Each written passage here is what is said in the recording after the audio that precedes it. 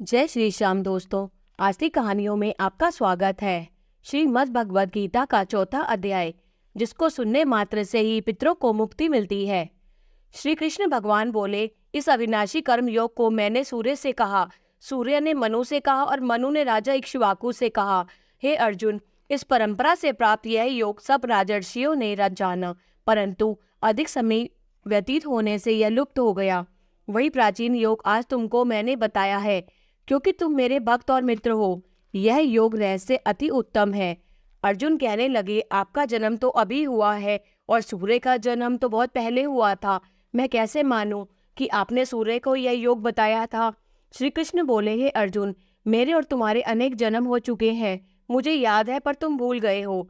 जन्म से रहित अविनाशी संपूर्ण प्राणियों का स्वामी अपनी प्रकृति में स्थित हूँ, तथापि अपनी माया से जन्मता हूँ। हे भारत, जब जब धर्म की हानि होती है और धर्म का प्राबल्य होता है, तब तब ही मैं जन्म लेता हूँ। साधुओं की रक्षा, पापियों का नाश और धर्म की स्थापना करने के लिए प्रत्येक युग में जन्मता हूँ। और जो मेरे इस अलौकिक जन्म और कर्म का तत्व जानता है, वह मृत्यु होने पर फिर जन्म नहीं लेता और मुझ में लीन हो जाता है। इस भांति मोह, भय और क्रोध को त्याग कर मुझ में भक्ति करके और मेरी शरणागति हो, बहुत से मनुष्य ज्ञान रूपी तप से पवित्र होकर मुझ में मिल गए हैं। जो जिस भाव से मेरा पूजन करता है, उसको मैं उसी प्रकार का फल देता हूँ।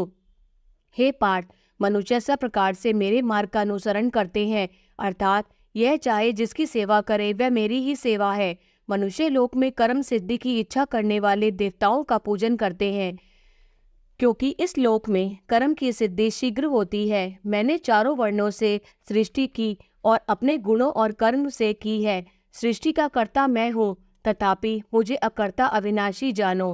कर्म मुझको वृद्ध नहीं कर सकते, तथापि कर्म फल में मेरी कामना नहीं है। इस प्रकार जो मुझको पहचानता है, वह कर्मों के बंधन में नहीं पड़ता। अतएव पूर्व पुरुषों के किए हुए कर्म को तू भी कर। हे अर्जुन, कर्म क्या है और अकर्म क्या है, इसके विचार में विद्वान की बुद्धि भी चकरा जाती है। उसी कर्म का वर्णन मैं तुमसे करूंगा, जिसके जानने से संसार के बंधन छूटकर मोक्ष के भागी होगे। कर्म, विकर्म और अकर्म तीनों का जानना आवश्यक है, क्योंकि कर्म की गति गंभीर है। हे अर्जुन, जो कर्म करने की कोई कामना नहीं रखता है और जिसके समस्त कर्म ज्ञान रूपी अग्नि से भस्म निर्मल हो गए हैं, उसको पंडित कहते हैं। जो कर्म फल की आशा छोड़कर करता है और उनमें आसक्ति भी नहीं रखता है और निराश्रयहीन संतुष्ट रहता है, ऐसा मनुष्य कर्मों में घिरा रहने पर भी मानो कुछ नहीं करता है। देवयोग से जो कुछ मिल जाए उसी पर संतुष्ट रहता है। जो हर्ष, शोक आदि द्वंद्वों से मुक्त है तथा किसी से ईर्ष्या नहीं करता, कर्म की सिद्धि या असिद्धि में भेद नहीं समझता, वह कर्म करता हुआ भी उसमें नहीं बंधता। जो फल की इच्छा नहीं रखता, वह वासना से दूर हो गया है। ज्ञान में जिसका मन अचल है, जो यज्ञ के कर्म करता है, वे सब कर्म लुप्त हो जाते हैं। हवन करने का पदार्थ भी ब्रह्म है, आहुति देने वाला भी ब्रह्म है। इसी प्रकार जिसकी बुद्धि में सब कर्म ज्ञानमय है, उसको ब्रह्म प्राप्त होता है। कोई कोई कर्म योगी देवताओं की पूजा करते हैं और ज्ञान योगी ब्रह्म रूप अग्नि में यज्ञ रूप से हवन कर परमात्मा का भजन करते हैं। कोई ऐसे हैं जो अपनी इंद्रियों को तथा कर्मों को संयम रूप से अग्नि में होम देते हैं, और कितने ही इंद्रिय रूप अग्नि में इंद्रियों के रूप शब्दादि विषयों को होम देते हैं। कितने ही लोग इंद्रियों के सब कर्मों को और प्राणों के कर्मों को आत्मज्ञान से प्रज्वलित संयम रूप अग्नि में होम देते हैं। कोई तो द्रव्य यज्ञ करते हैं, कोई तप यज्ञ करते हैं और कोई योग यज्ञ, कोई स्वाध्याय और कोई ज्ञान रूपी यज्ञ करते हैं, और कोई प्राणायाम में तत्पर रहने वाले योगी प्राण और अपान वायु में प्राण को रोकते हैं और प्राण वायु में अपान वायु का लय करते हैं। कोई आहार को निरंतर कम करके प्राण को होमते हैं, वे यज्ञवेता है, और यज्ञ ही से इनके सब पाप नाश हो जाते हैं। जो यज्ञ में बचे हुए अमृत रूप अन्न को खाते हैं, सनातन ब्रह्म को प्राप्त होते हैं। हे अर्जुन, जो यज्ञ नहीं करते, उनको यह लोक और परलोक दोनों ही नहीं है। इस प्रकार से बहुत से यज्ञ वेद में विस्तार सहित वर्णित है।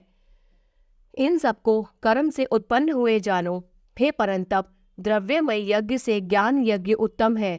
हे पार्थ, फल सहित सब कर्म ज्ञान में समाप्त हो जाते हैं, सो उस ज्ञान यज्ञ का तत्वदर्शी और ज्ञान लोक तुमको उपदेश करेंगे, इसलिए तुम उनकी सेवा करना और उनको विनयपूर्वक प्रसन्न करके ज्ञान यज्ञ जानना।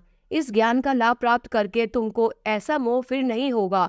इसी ज्ञान से समस्त प्राणियों को तुम अपने में और मुझ में देखोगे। यदि सब प्राणियों से भी अधिक पाप करने वाले हो तो भी ज्ञान रूपी नौका से ही सब पाप रूपी समुद्र को पार कर जाओगे। हे अर्जुन, जिस प्रकार प्रज्वलित अग्नि लकड़ी को जलाकर भस्म कर देती है, वैसे ही ज्ञान रूपी अग्नि सब कर्मों को भस्म कर डालती है। इस लोक में ज्ञान के समान पवित्र और कुछ नहीं है। यह ब्रह्म बहुत काल पर्यंत कर्म योग से सिद्ध हुए पुरुषों को अपने आप ही प्राप्त होता है। जो श्रद्धावान पुरुष इंद्रियों को जीतकर ब्रह्म ज्ञान में लगा रहता है, वह ज्ञान को प्राप्त करता है और ज्ञान को पाकर अल्प समय में शांति को पा जाता है।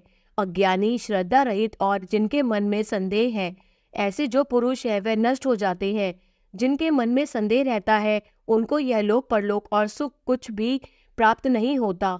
जिसने परमेश्वर आराधन और निष्काम कर्म योग से आश्रय से कर्म बंधन त्याग दिए हैं, हे अर्जुन, उस आत्मज्ञानी पुरुष को कर्म नहीं बांधते। अतएव अज्ञान से उत्पन्न हुए चित्त के इस संशय को ज्ञान रूपी तलवार से काटकर मेरे बताए हुए कर्म योग को करने के लिए प्रस्तुत हो जाओ। श्री कृष्ण भगवान की जय। चौथे अध्याय का महत्तम। भगवान बोले, हे लक्ष्मी, जो पुरुष श्री गीता जी का पाठ करते हैं उनके स्पर्श मात्र से अधम देह छूटकर मुक्ति को प्राप्त होती है। लक्ष्मी जी ने पूछा, हे महाराज, श्री गीता जी के पाठ करने वाले को छूकर भी जीव मुक्त हुआ है? तब श्री भगवान ने कहा, हे लक्ष्मी, तुमको मुक्त हुए की एक पुरातन कथा सुनाता हूँ। भागीरथी गंगा जी के तट पर एक काशीपुरी नगर है। वहाँ एक वैष्णव श्री गीता जी के चौथे अध्याय का पाठ किया करता था। एक दिन वह साधु वन में गया। वहाँ बेरियों के 2 वृक्ष थे। उनकी बड़ी छाया थी। वह साधु वहाँ बैठ गया और बैठते ही उसको निद्रा आ गई। एक बेरी के पेड़ से उसके पांव लगे और दूसरी बेरी के पेड़ से उसका सिर लगा। वह दोनों बेरियां आपस में कांपकर पृथ्वी पर गिर पड़ी। पत्ते उनके सूख गए। परमेश्वर की इच्छा से वह दोनों बेरियां ब्राह्मण के घर 2 पुत्रियां हुई। हे लक्ष्मी, बड़े उग्र पुण्य के कारण से और मनुष्य को देह मिली उनको। फिर ब्राह्मण के घर जन्म लेकर उन दोनों लड़कियों ने तपस्या करनी आरंभ की। जब वह दोनों बड़ी हुई तब उनके माता पिता ने कहा, हे पुत्रियों, हम तुम्हारा विवाह करते हैं। तब उन दोनों ने माता पिता से कहा, वह विवाह नहीं करेंगी।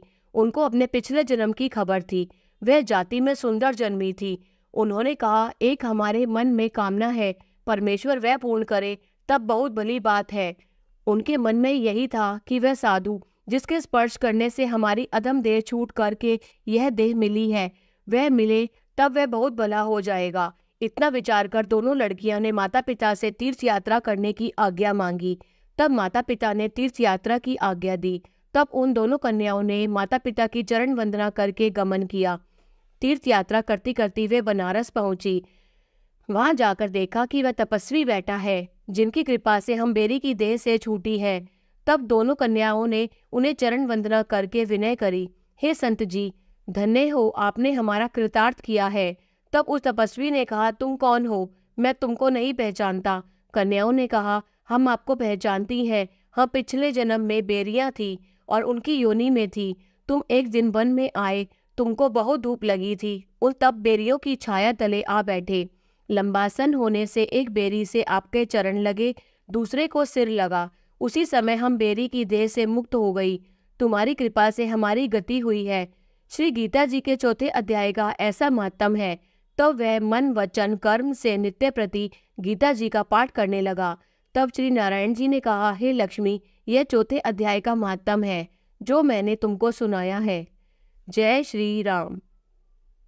जय श्री कृष्ण।